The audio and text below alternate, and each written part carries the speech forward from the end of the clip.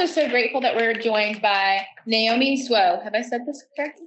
Zewde. Oh, I made a note and still didn't get it right. Naomi, forgive me. Who is a researcher who's just recently left CUNY to go to UCLA and has done so much wonderful work about baby bonds specifically, and is thinking about overall what is the impacts, this relationship between our health and our well-being and the policy around that. So I'm really grateful to have you here today.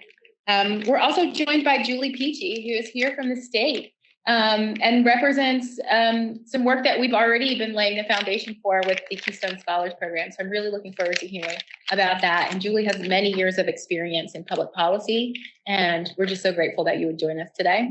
And then finally, Will Hall, who's been participating in the Equitable Wealth Initiative on behalf of the city of Philadelphia. And Will works in the space of financial empowerment. He's the director of financial empowerment for the Office of Community Empowerment and Opportunity, former colleagues. Formerly a lawyer, but he came over to the side of public service. So we're grateful for that. Just to start to see what we can do here in Philadelphia around this issue. So with that, I'm so grateful, and I want to turn it over to Alicia. Awesome. Thanks, Sam. And I know Sam is going to get some more love later, but I just wanted to take a pause and just say it's been such an honor to partner with you on this work. Don't get emotional.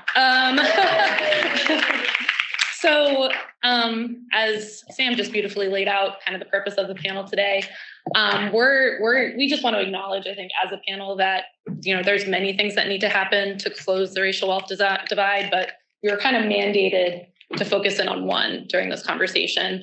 And it's exciting because I think this is the time to have this conversation before we actually have a fully baked solution, learning from all that we've already learned from other programs and other regions, and really being able to get this right.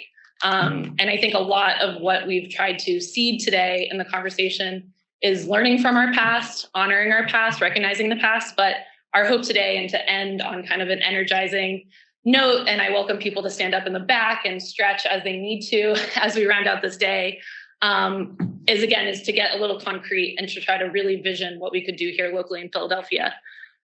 So with that, we're going to start out with each of our panelists just sharing about 5 minutes of remarks around what their work is related to the baby bond, child savings account, child investment account space. And just to help frame the discussion, I'll then go into some moderated questions, and then we will open it up for Q&A. So with that, I'll pass it to Naomi to kick us off. Okay, so hi, thank you so much for having me. I thought this was a fantastic program. Everything that I've seen has just been brilliant. So, I'll just jump right in. Basically, my research on this topic, I did kind of the empirical simulation around this idea of baby bonds. So it was Derek, I think it was like his dissertation. He came up with the idea of baby bonds. And so the idea behind it is that the federal government would seed basically a publicly funded trust fund for every newborn in the United States. If your parents have less wealth, you get more, a lot more, up to like $50,000, right? But so it's put aside for you at the newborn, but you can't touch it until you become an adult. So I went into a data set that has been following families over time. So I got, looked at a group of young adults today, the age at which they would obtain these trust funds, and how much their parents had when they were born in the late 80s, early 90s. So, okay, if we did this policy back then, what would racial wealth inequality amongst this group look like? And so even at this early age, 22, 18 to 25, basically, we actually already see a lot of racial wealth inequality. Some people have student loans. Some people got help with a down payment on a home, So at the median, the difference was a factor of 16. So the median, just in the middle, white young adult had 15.9 times the wealth of the median young Black adult household. With this baby bonds program, what I found is that it would reduce that to a factor of 1.4. And the total cost of this program is $80 billion. SNAP is about $73 billion. So it's on par with other kinds of federal expenditures that we can have. Annually, yeah. Yeah, for every new cohort of births, there's around 4 million births in a year. So, and now that's huge, right, for these young adults. But of course, so then some of my other work is looking at like what happens over the life course, the halves. Generally, what happens is you see a cohort move through like their working adult years, and inequality within that cohort grows as some people have more savings and others don't. So, there's still what remains to be seen whether kind of equalizing amongst young adults ends up preventing that stretching from happening, So over the life course, though, there are different costs. So I sit in a school of public health in a department of health policy. I'm a health economist. I do health policy and social policies. And so one thing that I'm noticing is that health insurance plans have these super high deductibles, right?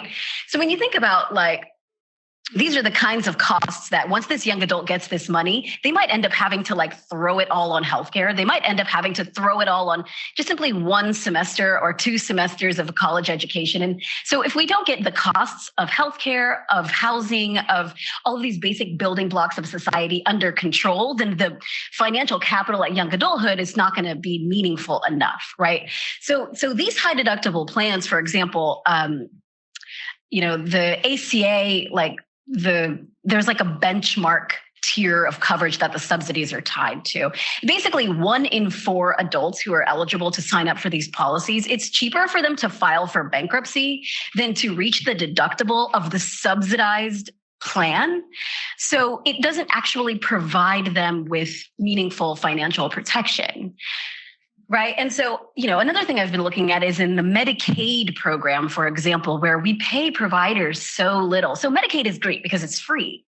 It's so free. And everybody, way more people signed up for Medicaid expansion than anyone was expecting. Federal government, RAND, Lewin, CMS, everybody was caught by surprise that so many people wanted this free healthcare.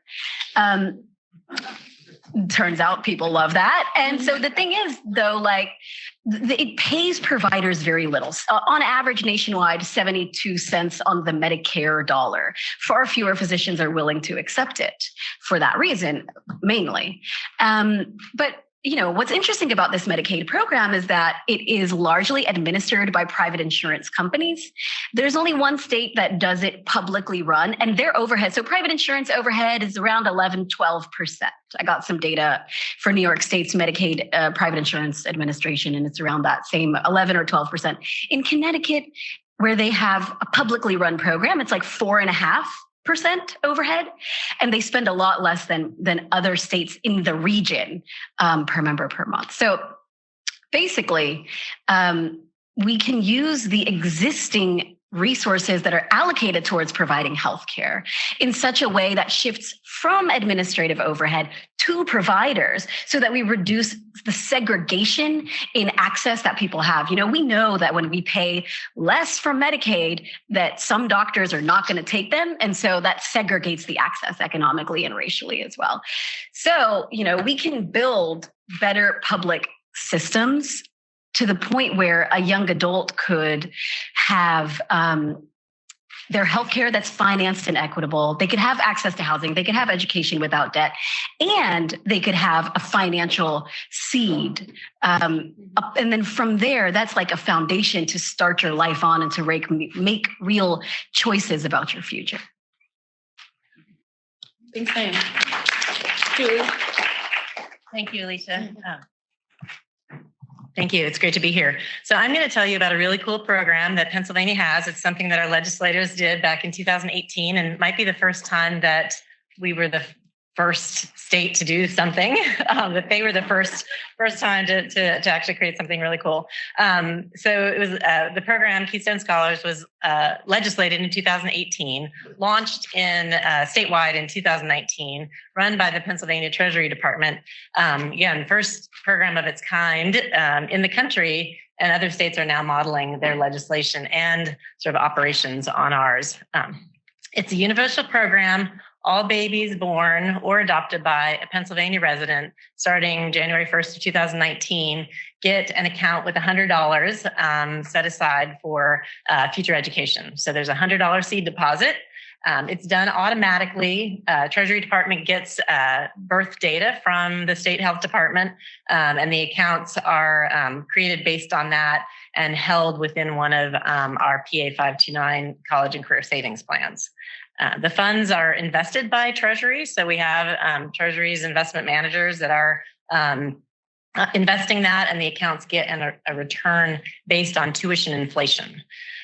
By law, our program doesn't use any taxpayer dollars, but instead is funded by a surplus that we actually have in our PA 529 plan. It is because our state does have a very successful 529 program that we're actually, it operates at scale. And so we have sort of excess funds that we're able to use to provide this $100 seed deposit.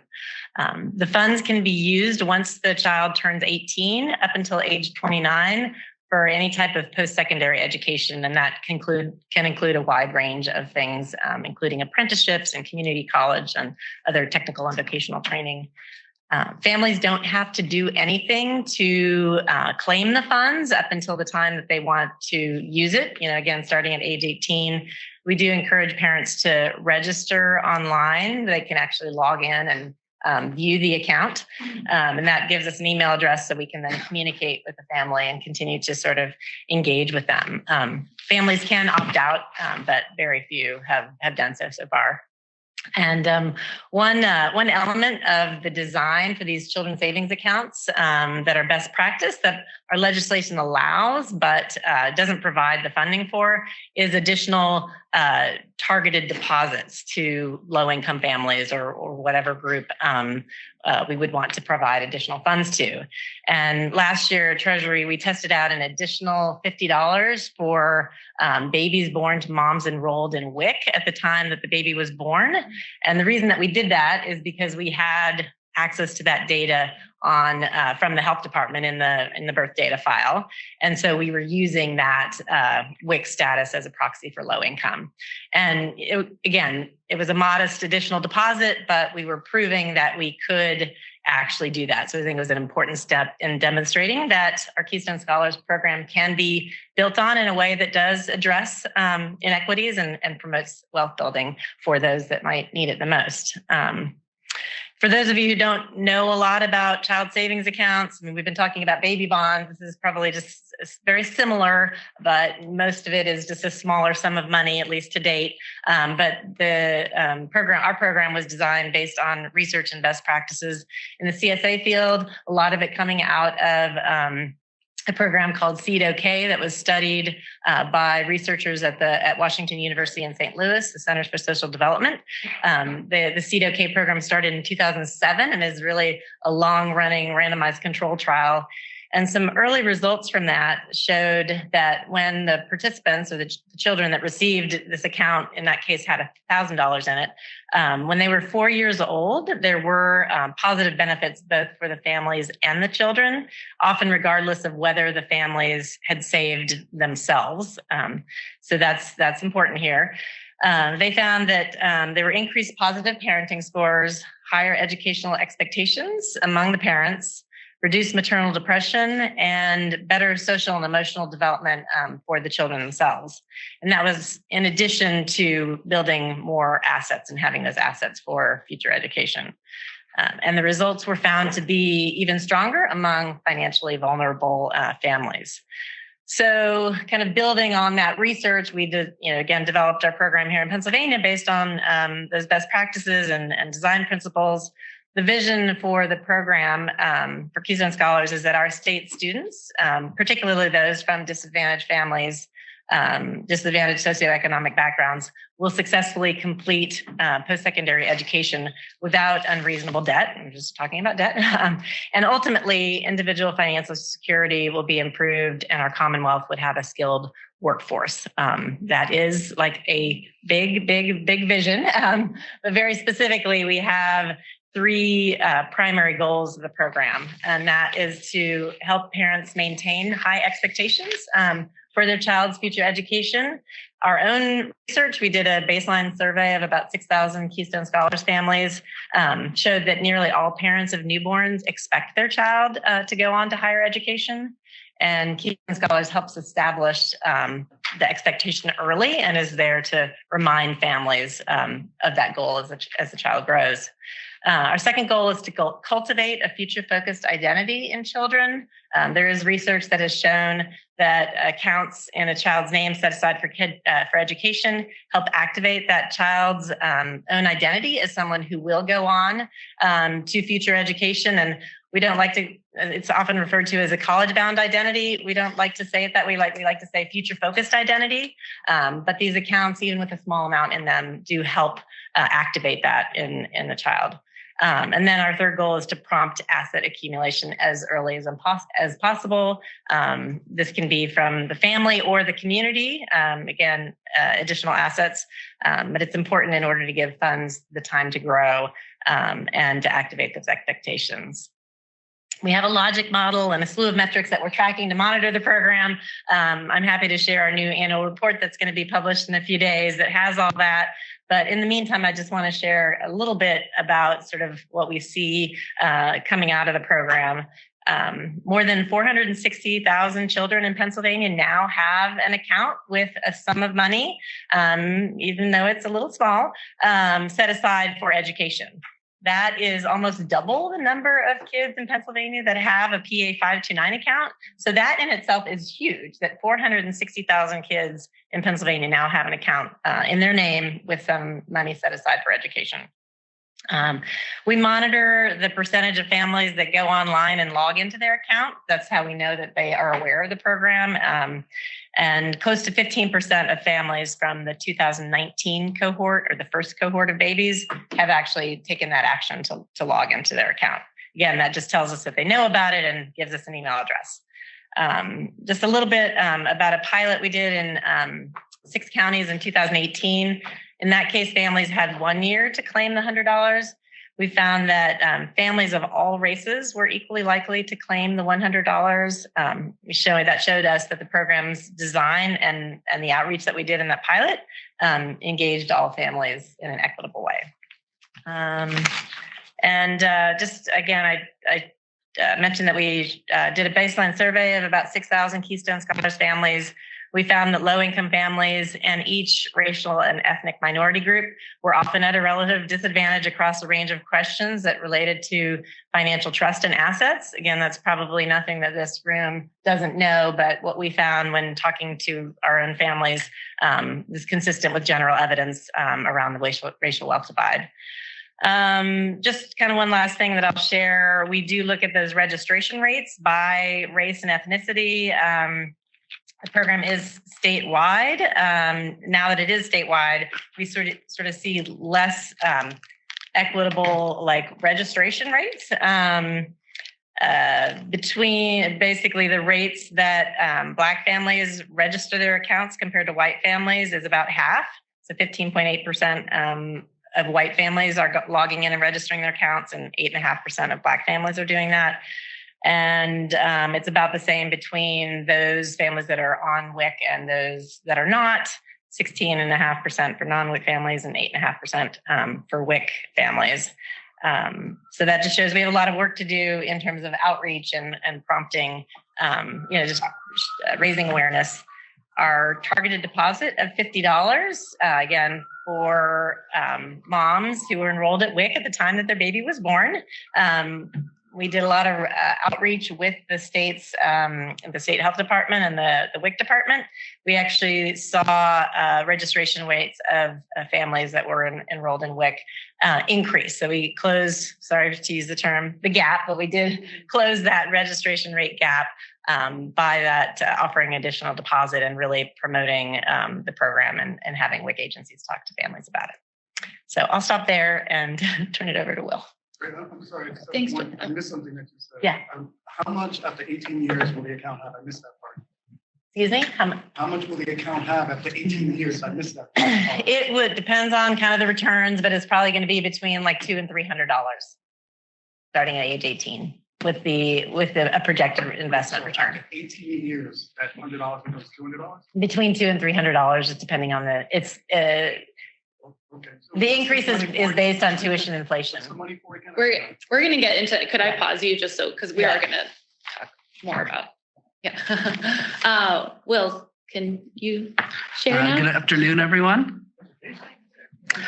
See, they put together a perfectly symmetrical program. The second speaker this morning was named Bill. I'm the second to last. My name is Will. He was here to wake you up. I'm here to keep you awake. So we're going to try again. Good afternoon, everyone. Good afternoon. All right. My name is Will Hall. I'm the Director of Financial Inclusion in the Office of Community Empowerment and Opportunity for the City of Philadelphia. We are the city's community action agency. And we're obviously a public CAA. Since we're at the Fed, I'm going to do a little disclaimer script up front. CEO provides leadership on issues of economic justice by advancing racial equity and inclusive growth to ensure that all Philadelphians might share in the city's prosperous future. Obviously not the same kind of disclaimer, but that's our mission statement at CEO.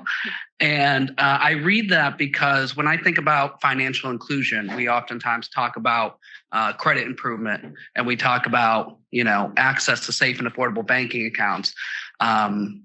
Alicia and I are working together on children's savings accounts because I'm not so sure we've achieved financial inclusion if we open up a bank account, there's nothing in it. Right. That seems halfway there. And so very interested in children's savings accounts as an asset building vehicle, and is necessary to achieving CEO's goals around economic justice, racial equity, and inclusive growth. I'm supposed to talk a little bit about our early vision for this. And I think Alicia put it well. We're doing a lot of listening. So when we say early vision, we really mean that. We have very few specifics at this point. Intentionally, we've talked at length about specifics we really like, but are sort of, not getting too wedded to any of those as we engage as many folks as possible. That includes engaging individuals who work at local CBOs, individuals who live in Philadelphia who, would be the target of a children's savings account, the benefits of a children's savings account, partners from around the country. Several cities, who have launched successful child savings account programs. And through this entire process, the vision continues to be shaped. So with that disclaimer, I will say very early on, we sort of did a check with each other, I'll say. So we're talking about an asset building program, right? Not a behavior changing program. This isn't about savings habits to help people, make good decisions on their way out of poverty. This is a program meant to put assets into families' lives and in futures. Another big piece of what I think we're fairly committed to is a public-private model, something that involves the investment of public dollars into the program, but that also asks for significant private commitment to that. We're sitting here at an equitable wealth roundtable, and we know that there is wealth out there that is disproportionately allocated. And so allocating some of that wealth into a program like this, so that way there are assets for children in Philadelphia and for their futures. I think is another design principle that we're fairly committed to. And, also fairly committed to extenuating the secondary benefits of Children's Savings Accounts program. If any of you are interested, please email me or probably anyone else up here, and we're happy to share research out there on Children's Savings Accounts program. But in addition to asset building, mental health outcomes, educational outcomes, graduation rates, sort of civic investment, all tend to increase around children's savings accounts programs. And so ensuring that we're not just sort of passively engaging those secondary benefits, but accentuating them through the program. I say we're all things that we're part of the vision and design. And I'm right now speaking on behalf of both myself and Alicia. We flipped a coin to decide who was going to do this piece of it. So. Awesome. Thanks, Will. So I did want to start actually by just stepping back for a moment, because we did start our day, and as you've seen interwoven throughout the day is this talk of narratives. And I think one piece that I keep taking away is narrative work is what we can start tomorrow. And so when we're thinking about potentially rolling out this local program, I'd love for each of you to speak to kind of maybe some of the harmful narratives that child savings accounts, baby bonds perpetuate, and how do we maybe not fall into those? I believe like the firewalls were mentioned earlier, which I kind of love. Like how do we make sure that we're holding to our integrity about how we want to speak about this work, so we do acknowledge the structural while we do try to lift up something that is individually focused. Naomi, do you want to start? Yeah. Sure. I thought that, this woman from the CDFI had a good framing around like, just here is like the gigantic problem, and here is our limited capacity to address it. But we're like working to do that, right? So I feel like, what's happened with the, in PA, we've created a structure, like here's how you open an account for a child, and put some, money inside, and we can see what happens. I think that, the amount has to be a lot bigger. And it's really important also, though, that it's public dollars being seeded and not so we have 529s right now, right? And they're like tax favored accounts that parents can put money aside. So you have to have, just like an HSA, you have to have a net tax liability to benefit in any way from that tax favored status. So what you see is that those families who have children that are eligible for a 529, the median wealth of those who participate is 25 times the median wealth of those families that have a kid but don't participate. So it's a program that subsidizes asset building for the wealthy, which is what a lot of our policies do. A lot of our tax expenditures are about subsidizing the iteration of wealth, So moving to this idea of like, well, what they need is capital, and we can seed that capital on their behalf as like the solution is a good step. I think, Yeah. Thank you. Yeah. I was building on that. Most child savings account programs, maybe have started with a small amount of money because that's the resources that we had available, not because we thought that's all that families needed, or not that we thought that families could save their way out of poverty. But the idea was, hey, we're setting up an account structure. This is the amount that we have now. So let's just start with something and work towards bringing in more assets. And I think that is where more public and private funding is needed. But in terms of narratives, like I was thinking about this, and I don't know if how you all react to it, but I think there's a narrative with scholarships, right? There's a lot of scholarship funding being provided to kids that have proven themselves, right? They've, gotten through high school and they've worked hard and they've achieved. And so they deserve that scholarship money. If you think about CSAs and baby bonds, if we can just take that money that's given to not all of it, right, but some of it, and consider it early scholarships and put it into these accounts as early as possible, there is just a lot more, maybe not a lot more good, but there is a lot of good that can happen when the kids have access to those or know that those funds are there earlier on. So that was something that I was thinking about related to narratives. And then also just actually to Naomi's point, there is this narrative around 529 programs that they are just for the wealthy, but at least in our state, in our PA 529 program, the median income of PA 529 account holders is about 71 or 72,000. So it's not, it's not the types of families that we're talking about here, but it's also not the uber rich. And so there's a lot that we've done in our program to make it accessible to lower income families who we think can save and should save alongside the assets that might be provided by public and private sources. But we just wanted to say that is a narrative that I think is a little harmful when we're talking about the infrastructure.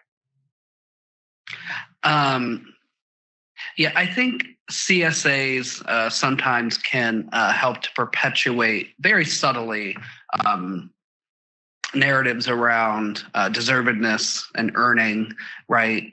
Children are inherently sort of more sympathetic if you're buying into that narrative, because they haven't had a chance to earn, they haven't had a chance to deserve. And so therefore, pouring investment into this can sometimes feel easier if you're buying into that narrative than, investing in adults. And so the very existence of the program can help to perpetuate a dangerous narrative. I think one of the ways to guard against that is to make clear that, your CSA program is a family investment. Is something you're investing into a household, focusing on household assets. Some of the research around CSAs focus on the household assets that CSA holders and participants have versus non-CSA participants. I think another way to do that would be to, put your CSA program next to programming or next to investments that are, multi-generational or for a different generation within the same household, and to sort of package them together. So that way your CSA program isn't unintentionally perpetuating a dangerous narrative.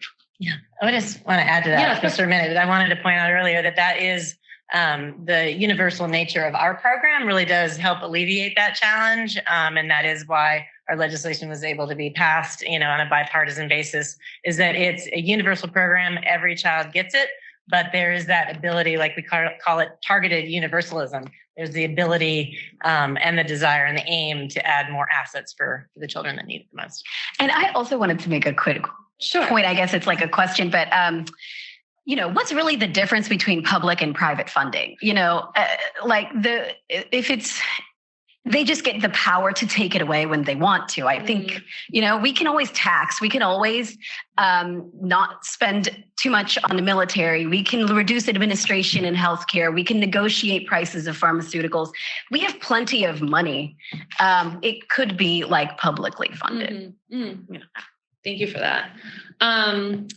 So Julie, I did want to kind of ask you a question in particular, just from where you sit with running this Keystone Scholars Program. As Naomi mentioned, I think the opportunity that we've acknowledged is this infrastructure you've built. You have data, you have access to, you've figured out some stuff about this universal program. And so I would love to hear you just speak to kind of where you see the opportunity of starting local programs that could maybe seed a higher, to the comment earlier, a higher investment amount earlier on in someone's life. Yeah, great. As I mentioned, right, the current $100 is just a seed deposit. It was absolutely meant for more to be added into it. Across the country and many other states, local CSAs have kind of started out first and retrofitted themselves to a statewide program.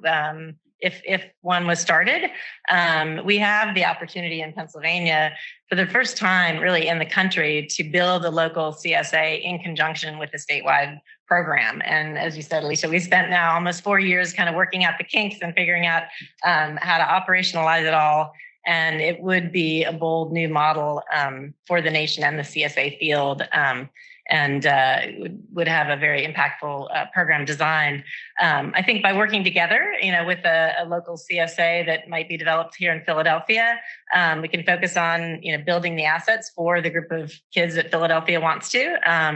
And we, as a state, we really need local programs to actually be the ones reaching out and engaging the families. It's really difficult to do that from the state perspective. We've been trying to, but from the state's from at the state level, what we have to bring to the table in partnership is a centralized record keeping system. We have oversight, from the Treasury's Bureau of Savings Programs. We have a website. We do mass mailings. We, mail a letter to every baby when they're born, telling them about the account, sending annual statements. We have a marketing budget. We have vendor contracts. We have a disbursement mechanism. We have data sharing agreements with the health department, investment management, the technical support, a call center. So we have a lot of that infrastructure that we are just sitting here waiting to be utilized. And so I think it is a great opportunity, and because I'm so excited since Will talked about this with us a few years ago. Awesome. Thank you, Julie. Naomi, this next question is coming to you. So given your perspective as a researcher and someone who's kind of been tracking these movements, would love to hear from you about the importance of what data we should be tracking as we potentially roll out this program. We know that there's a lot of inequities when you administer a program like this, as Julie even demonstrated, kind of pivoting. So what data do you want to raised today that we should definitely be tracking so we can make sure this is reaching the families who need it? Yeah, I think, it's just looking at assets. So we don't have a lot of data on assets, although we do have property records, which are, easily available and which are the lion's share of many households' wealth. So there's a lot that the city and the state can do. And then, you can get some like IRS data, but that's pretty hard to get, in terms of having to report like capital gains and losses. And you can kind of back out to some extent, but it's going to be a lot easier to do things like surveys and also property records. But I think that, in terms of trying to think about whether or not it's working, looking at what are the prices of goods that we know households need or that we know young adults need. So how much would, 4 years of college cost? How much is a down payment on a home? Mm-hmm. How much is it to start a business in this area? And then what is the wealth that families have? What is the wealth that Black families have in Philadelphia? And, the difference between what they need and what they have is where we should be targeting the amounts that when we're designing these programs. Thank you.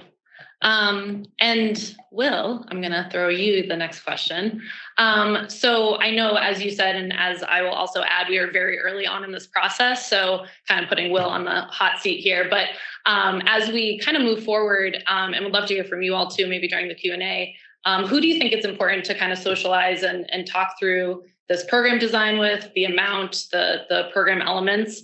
And one thing I did want to raise alongside of that is, we know that this is going to be fed into an ecosystem that often will, again, have those narratives. And we know in many ecosystems, but I think I've heard it a lot in Philly, where there's needs now. Why would we invest in something that potentially might not have an impact until 18 years from now? Why, and so how are you thinking about handling those questions? So who you want to engage, and then thinking about, maybe pushback we'll hear from certain stakeholders that I'm anticipating. Yeah, and I will say in the prep for today, all of my notes are on the second part of that question. I am going to answer the first part, but I got pretty charged up on the second part of that question. And for starters, it was because I didn't very much like the question, right? It implies a scarcity where you have to choose between today's needs and long-term investment, right? And we're sitting here at a Equitable Wealth event, and we know that there's enough wealth out there to do both of those things. And sort of to Naomi's point, whether it's public, whether it's private, if I just erase that distinction and said, how much wealth do we have? What are our needs? We could do both, and we're stuck with systemic realities and discrimination that like stops us from being able to do that. So that was my first thing. And then I calmed down a little bit. And the second thing that I thought was that, and this tends to be I get upset and then I get sarcastic. There's something ironic about this question, right? Because it's asking, well, I have all these things I need to do and I don't have enough to do it. And, when you think about like the pushback to, the narratives we've been talking about today, I sort of sarcastically want to say, well, you should try harder. You should make better decisions. So that way, you can make sure that all of the things that you have can pay for all the things you need to have. Right. So, and then, more seriously, once I got done being sarcastic, I moved on to looking at some of our data. So one of the programs that I oversee for CEO is our Financial Empowerment Center program, which provides free financial counseling to individuals in Philadelphia. And a few years ago, we started asking a series of sort of financial capability questions, things like, in the last 3 months, have you had to, use credit to pay a bill? In the last 3 months, have you missed a bill? How do you feel about your ability to make financial decisions, things like that? And one of the questions we ask is, in the last 3 months, have you put money away into savings? Of the 500 people who answered that question, 63% of them made below 200% of the federal poverty level. Of the people who answered that question and said, yes, I have saved, 64% of them live below 200% of the federal poverty level, which means that individuals who are dealing with scarce resources of their own and don't have enough money to pay all of their current needs are making personal decisions to save for their future, which means they are foregoing some current needs in order to do that, because there's an inherent optimism. Most folks don't think, oh, well, I don't have a future, let's just take care of today. Most folks are going to make those decisions to save for their future. And so what I would say in thinking about balancing today's needs versus tomorrow's investment for a policymaker is listen to the communities that are intended to be served by these decisions, and looking at information like this that gives you a sense of what their, what decision they would make if they were in your shoes.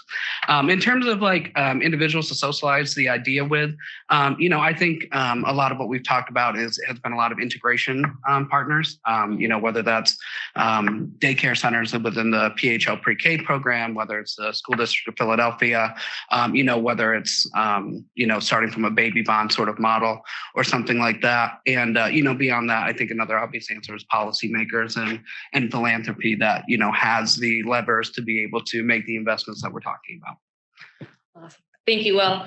And that actually led beautifully into my last question that I'd love to hear from all of you, because I think my promise about this panel was that we would get concrete, even though sometimes that scares me. I'm a yes and I like to build, brainstorm. But I would love to hear from you all before we open it up for Q&A, just about as we think about starting this local program. Will shared a little bit about what we're thinking about. Would love to hear from each of you 2 or 3 things that you either know from other national, other regional programs that we should keep in mind. Design elements, opt-in, opt-out, investment amounts, and especially if there are potential investors and policymakers in the room, what would you make sure that people could hear today that could help their forward thinking? Naomi, if you want to start. Yeah. Well, can I go last, actually? I can go. I'll go. Oh, you want the last? Yeah, go ahead. I would say incorporate a universal aspect to the program. I mean, in Philadelphia's case, the state is offering that universal aspect. And so you can just start with that targeted approach. Make the program automatic, so not opt-in. That's the proven way to maximize inclusion. Everybody will have those assets, including that will immediately sort of help a little bit, sort of bridge the divide that's there. Consider the data, how you'll get it, and how you will then engage with the families, because if they don't know about it, even if there's a lot of money in it, it won't make any difference. Mm-hmm. And so that is super, super important. You already talked about who you would engage with in terms of all sorts of community partners. That's hugely important, is to integrate with those various community organizations. And then also, I think you're also thinking along these lines is to offer the families an opportunity to save alongside those assets, because that is super important in terms of engagement. I mean, we know that's, going to be perhaps a small amount towards what they really need. But we have seen in our own program that when families were offered Keystone Scholars and then also offered the opportunity to open their own PA 529 account, families on WIC actually open the increase in PA 529 account owners ownership by families on WIC increased 90%. And those families were saving into those accounts, I think, an average of $215 annually. So families do want to save, even if it's a small amount. Thanks, Julie. Bill? I'll just jump onto that last point around integration strategy and involving families. I think early on, I know I personally got hung up on the opt-in models, right, that require you to take an affirmative step to get into the child investment vehicle, tended to have very inequitable access, right? And opt-out models, right, models where you're in unless you affirmatively say, no, I don't want this, tended to have much better sort of equitable access issues. And the reason I got hung up on it is because, well, whichever one I have, if I have an opt-out model where everybody's in, but I have haven't let anybody know about it and they're not actively engaged with it and they're not using it as part of their future planning, then I don't know how much more equitable that access is. It's back to my idea about like a bank account with no money in it, right? Like we're sort of only halfway there. And so I do think that implementation strategy, I'm on the side of opt-out models because I've been told I'm not allowed to not be. So, I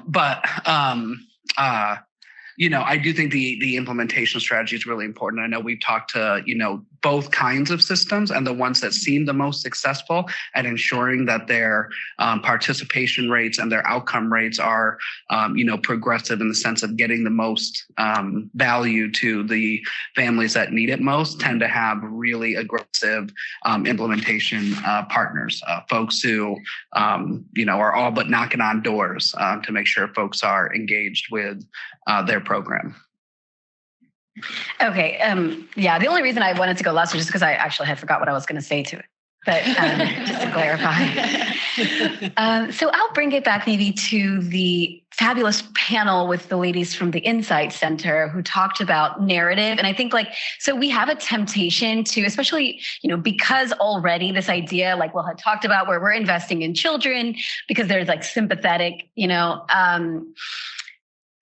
we have a temptation to fall into the emphasizing the idea of personal responsibility, and then sometimes that can lead then to having a lot of administrative hoops to jump through, say they have to take financial literacy classes to obtain the money or something like that. And we can kind of end up, preventing the successful implementation of the program that way, because we're kind of putting barriers in place to the thing we're trying to do. And I guess so in the state of Connecticut, happens to be Connecticut again that did this good thing, but they passed baby bonds bill that would put $16,000 in the account, or no, it would be expected to become $16,000 later on. And they said you could use it for one of four things: go to school in Connecticut, buy a house in Connecticut, start a business in Connecticut, or put it in an IRA. So that kind of gives a little bit of a nudge towards saving it and it being this appreciating asset for later in life. But at the same time, it ultimately provides the cash out option, even though it would be penalized. So there's both designs are incorporated into that. But, the idea is it's kind of hard to think from the financial sector, how much kind of we expect that we can shape the minds of children, those there's educational and mental health interventions. And then there is just giving people money.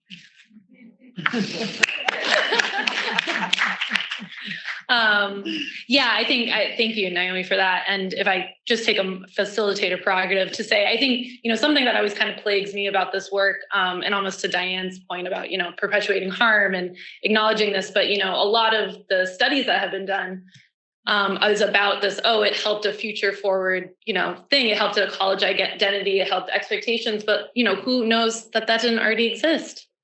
We're assuming that was absent before. And so I just think that's the type of stuff that I'm having my eye on, of how do we not overstate the impact of something like this too, while honoring that, I do believe the social emotional health aspects of these programs are really powerful. But I just wanted to add that to your point. Yeah, I think it's just as long as it doesn't lead us to put in barriers, then it's great that those benefits are happening. Yeah, that's a good point. Yeah. Awesome. Well, we have a little time for questions. So I'm seeing one. Right.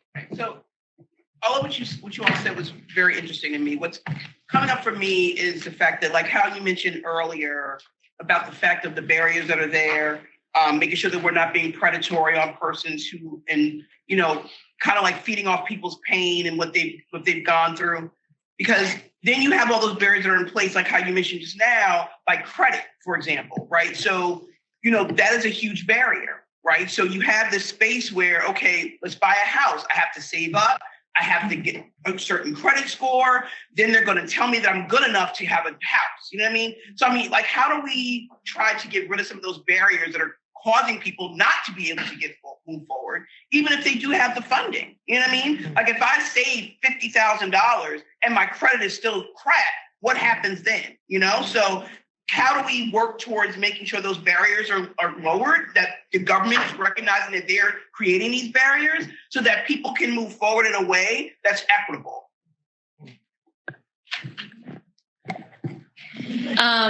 Yeah, I mean, I just want to say, you know, the credit system is very racist, is based on racist. So I think that, I mean, just want to say that. So, I mean, that's a barrier, right?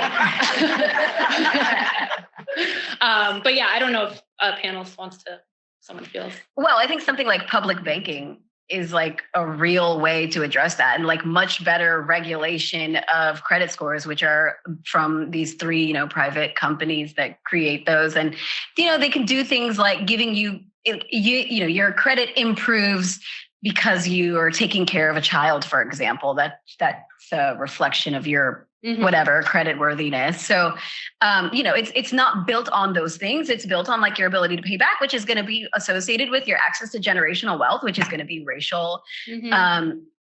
So there's definitely policies, and those policies are not baby bonds and child savings accounts. And you're right. They need the, you know, complement.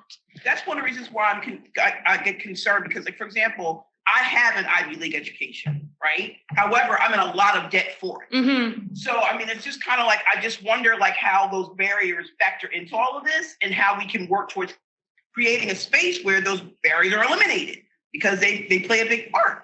That's Yeah. I think one of the words that I really like to use is like the conditions, like what other conditions need to be in place for this to be actually as meaningful as I think we all hope something like this could be. And I think you know, one of the questions, I kind of just scrubbed it because I kind of felt the energy going down. I wanted to kind of bring you guys in, but, you know, we talked about kind of like what else needs to be true. Like if 18 years from now, like we're making a $3,000 commitment to these households. I like the term households, maybe not just children. You know, what else needs to be true? And I think that's what you're bringing up, because, you know, when I started working with Sam, I actually brought up, I was like, we just need reparations. And she was the one who immediately pushed back and was like, if that just gets sunk in, you know, to the point earlier, it's just going to be completely extracted by, I think, what you're bringing up, all the other barriers. That conversation, though. Yeah. Right? I mean, I don't know about anybody else, but I would love to be, you know, but listen, my ancestors, everybody else probably deserves it as well. Yeah. She mentioned 326,000. That's a huge cushion. Yeah. For a lot of people, even though people feel as though, you know, people might not do the right thing with it, but the reality is, I believe people will. And this is like she said earlier, people will do the right thing with it. So I'm just wondering, like, how do we create those things we can eliminate those barriers? Well, I would say not to, but offering a different perspective. I don't think it's people that don't think they will do the right thing. I think we think the system and the structure will subsume that asset, because that's how it keeps happening over and over again. So, but yeah, I think you know, I just prefaced that this is the start, you know, which I know is frustrating, but we still have a lot of work and conversations to have. So we'd love more ideas how to do that. Yeah. Thank you. Anyone else? Everyone already spoke. Okay. Yeah. Why don't I do the thing where maybe 3 questions? Because I think we have like 5 minutes left. Okay. Yeah. Yeah. Go ahead. It's a OG in the house sort of example here. Just through the conversation that I've heard here. Now, I've been in the private industry for about 25 or 30 years. I've been a civil servant for about 10 years. I've worked in the nonprofit situation. These are things I get paid for for about 3 years in Town Watch organization training. Now, in all of these different things, I've gone through different kind of ways in preparing for retirement. From private industry, the company was taking care of it. Then they folded into a 401k program.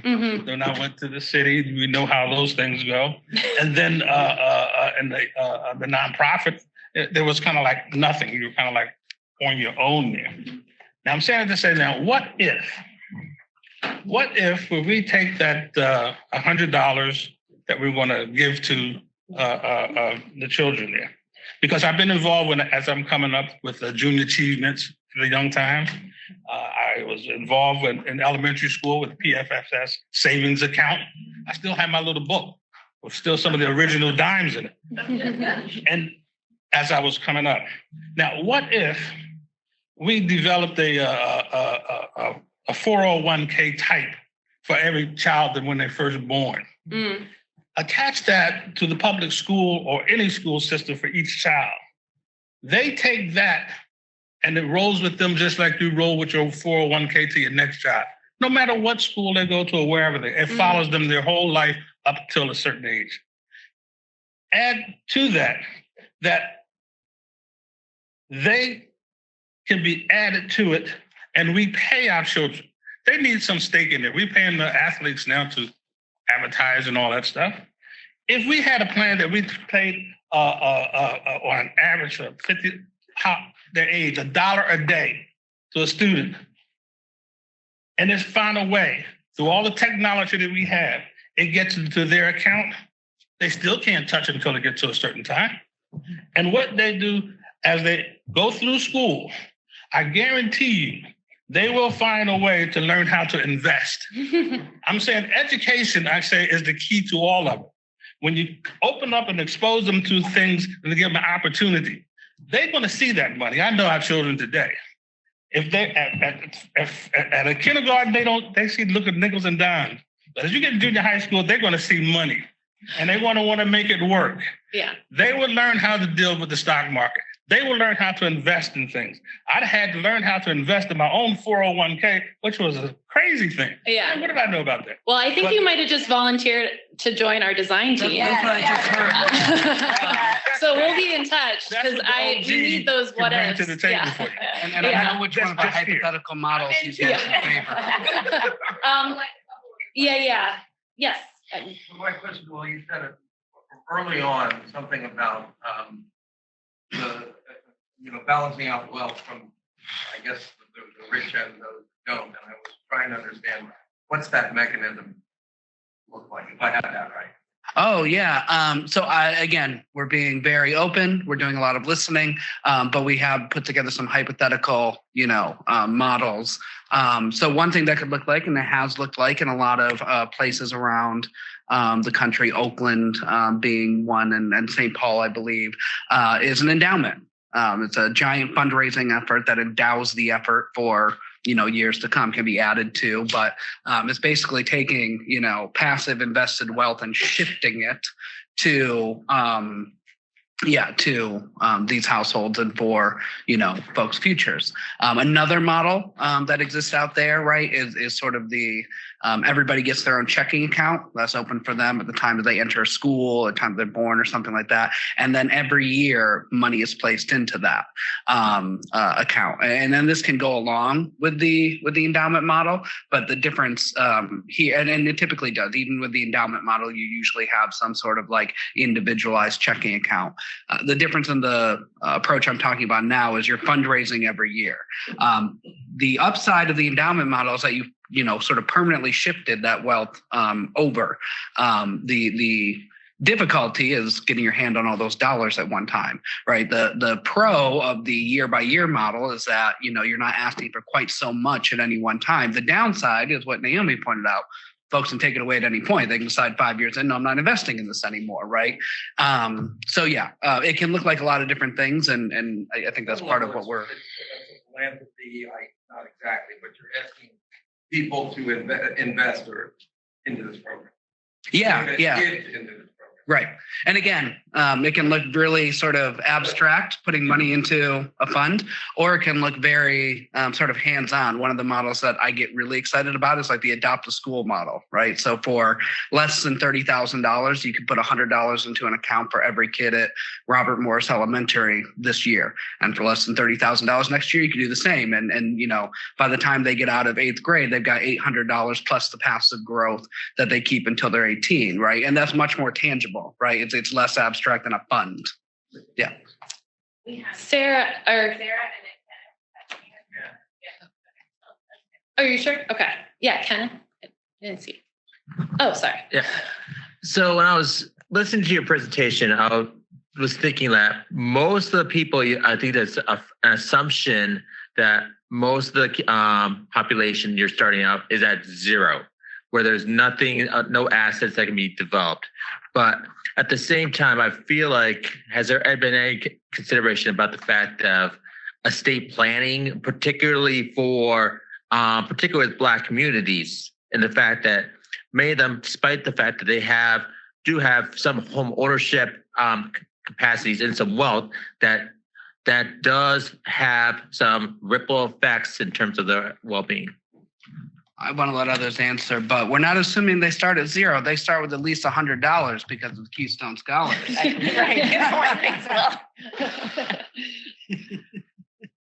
There is actually, there is a lot of people that have nothing. But there are some also who do have. And so when you say estate planning, you're talking about like writing a will? Right. Yeah, actually, because there is a lot of like land theft that happens and people lose, the ability to pass things on. I think that's another one of those complementary kinds of policies, programs that would be good to have, alongside. So planning for retirement and also planning for, bequeathing. I think there are a lot of ideas a lot of really creative solutions and ideas that could get additional funds into the accounts. I mean, there's a lot of things, but one thing that I'm just thinking of now is I as you're asking people to put this thing in their will. Well, that's kind of what I was thinking about, or how kind of a little bit of redistributing. I don't want to say redistributing assets, but one idea that folks had in Treasury at the beginning of the Keystone Scholars Program, Treasury also runs our unclaimed property program. Well, if there's a lot of unclaimed property that somebody wants to donate or, offer that as an opportunity, donate, but that requires a change in legislation. And folks are unwilling to do that at this point. But there's a lot of other creative ideas. I'm also thinking about, and in some ways our program already works this way. The $100 is actually funded by the assets that were put into our PA 5 to 9 program by wealthy families. The same thing, could be done in other situations where, as long as the scale is large enough and the program is successful enough, there's profits or there's earnings from kind of that private sector account structure approach that can go into these accounts. So making it like a double bottom line type of program. That's how I look at it. Awesome. Well, can everyone just take a moment to thank our panelists for their insights? And I get the pleasure of introducing Cindy Dubois. Who's gonna just offer some final remarks and send us off to our reception. So thank you, Sydney. And I know I have the distinct pleasure of coming in between your evening commute and a refreshing beverage. And so I will not hold you all for long. But again, my name is Sydney Diavois. I'm the Community Development Officer at the St. Louis Fed. And I have 4 tasks that I've been told to do, and then to let you all go and live your lives. The first is some acknowledgements. The second is to tell you all a little bit about our work at the St. Louis Fed and why we're a partner with this event with the Philadelphia Fed and United Way. The third is to give you all some reflections on what I've heard today, what we can take forward. And the fourth is the one that I'm going to be most challenged by, but I'm looking forward to, which is, so what can the Fed do? So first, some acknowledgement. So again, thank you to my colleagues at the Federal Reserve Bank of Philadelphia for really generating the idea for this event, for partnering with the United Way. A special acknowledgement to Samantha Porter, and I just want for really spearheading these partnerships, these conversations, acknowledging my colleague Ray Bashara and Anna Kent, who have been really foundational to the work that you said building wealth. And so I just want to thank them for really setting the foundation and putting the seeds into the discussions we had today. So at the St. Louis Fed, what we do in community development is we work to examine how low-income households, as well as households that have been systemically disenfranchised, interact with the economy, and to identify the structural disparities that keep these historically marginalized populations from being prosperous in the economy. We also work to transform the flow of capital, to think about the ways in which capital is deployed to communities and to advance ideas as well as collaborations that can broker the connections to get funders and communities towards capital. And so those are a lot of words, a lot of buzzwords and jargon, but essentially we do what we talked about today, is really understanding and acknowledging the structural roots of where we are today, and then trying to work towards solutions, and especially solutions that are driven by capital to get people where they need to be. Our work is explicitly tailored, and we say structural barriers because that's what they are. Our work is explicitly tailored towards this, and acknowledging that things such as race and gender can be these barriers no matter what the solutions we put forth. So how do we catalyze actions that are responsive to these barriers?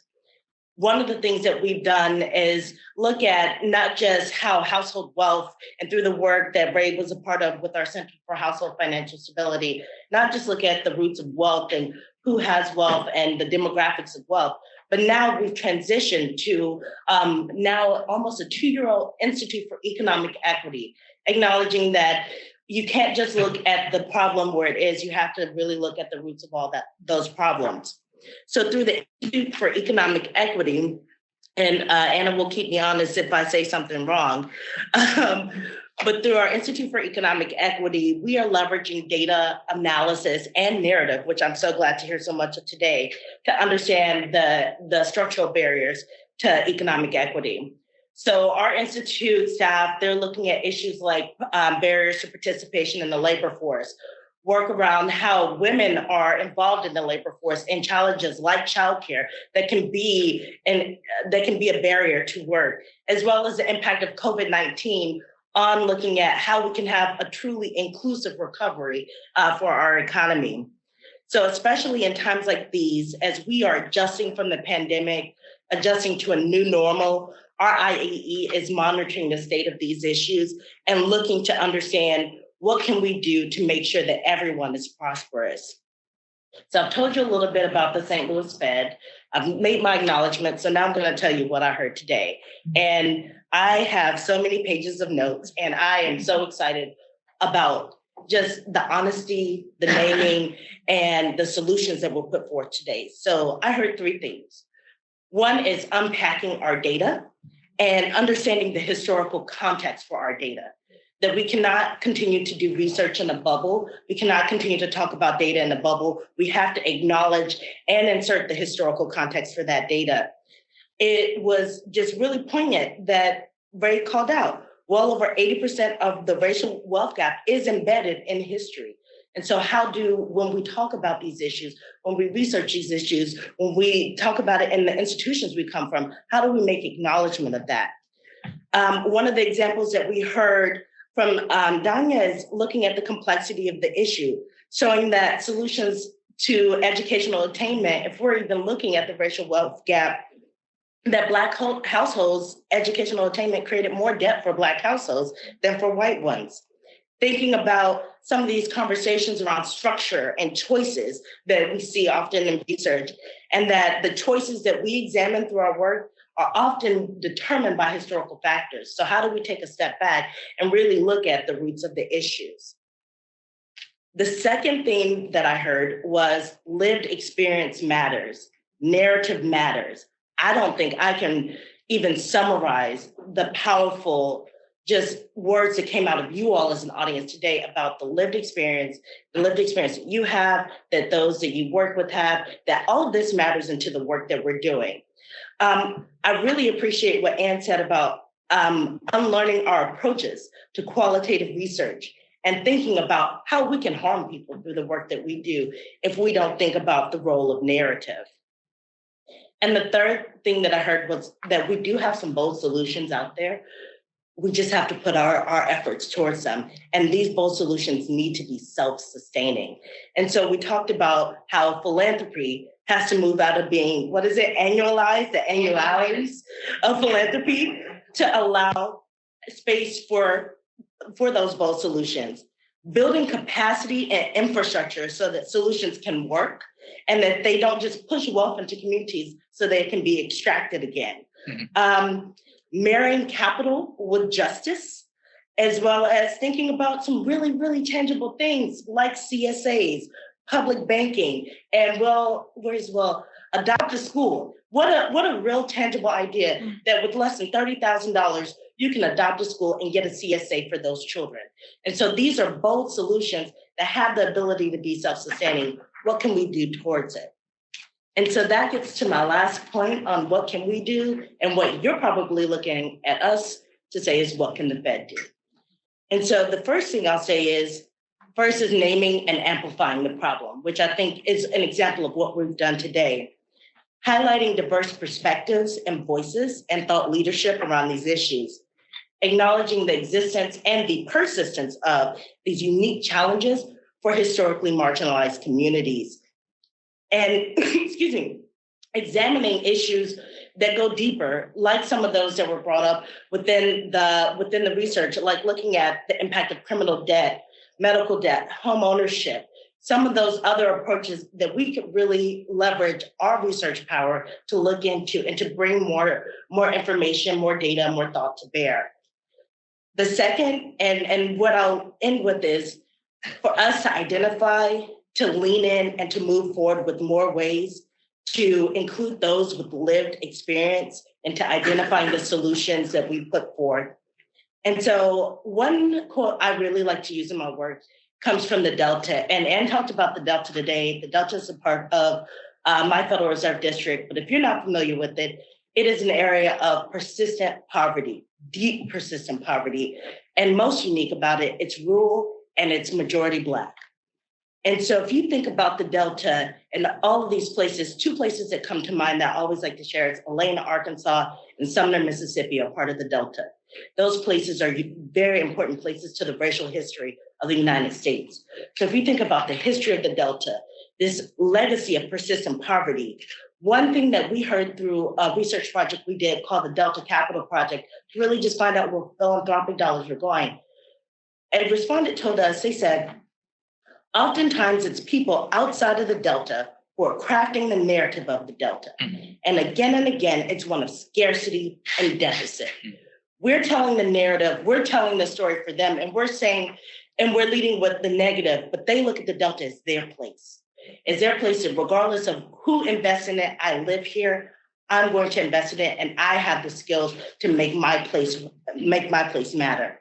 And hearing from them and hearing about that lived experience has really gone into our work of thinking about how do we bring more voices in? How do we think about community-based research? How do we really look at qualitative research and thinking about how can we center and include lived experience? And so the solutions we come to are just as important as the narrative behind them. So we have the opportunity today and examples of where we can work alongside and with communities to do this work, to craft responses that are accurate, responsive to needs, and respectful of people and their experience within the structures that we have built. So I want to end today with a quote that I saw, and I thought it was just so powerful. And it was from Grace, who is 33 years old. And she said, "I think wealth is freedom. Wealth to me is freedom to just do what you like to do, to get your needs, but also your wants." And for me, I just reflect on that and think, shouldn't everyone have that? Just the freedom to get your needs and your wants? And why can't we today in this room, and when we leave this room, why can't we all continue to work towards that? So I just want to thank you all for coming. Thank you for participating in these conversations. And I'm going to stop so that you can get towards the fun part. So thanks, everyone.